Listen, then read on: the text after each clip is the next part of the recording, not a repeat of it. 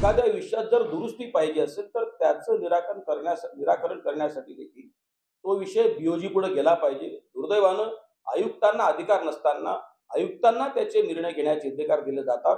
हा घोळ या सगळ्या संस्थांच्या वरिष्ठतम अधिकाऱ्यांनी निर्माण केलेला आहे आणि या माध्यमातून अशाच पद्धतीनं जर न्यायाची अपेक्षा असेल तर माझं वैयक्तिक मत असं आहे किंवा आम्ही या निष्कर्षापर्यंत पोहोचतो की अशा पद्धतीनं सामाजिक न्याय किंवा इथल्या बेरोजगारांना न्याय देण्यासाठी मी लक्षात घ्या, मुंबईमध्ये सुद्धा असे गटाध्यक्षापासून उपशाखाध्यक्षापासून सगळ्यांचे मेळावे मुंबईच्या शाखाध्यक्षापासून सगळ्यांचे झाले.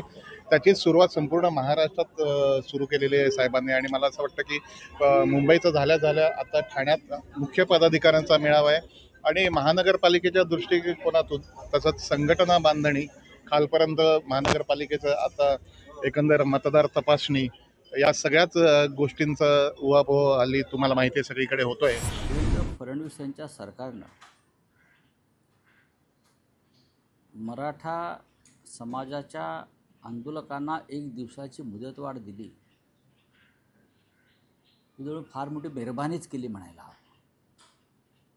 मेहरबानीच हा शब्द किंवा उपकार हा शब्दच वापरावा लागेल. मराठी माणसं मोठ्या संख्येने मुंबईत आली आहेत, शांतपणे बसली आहेत.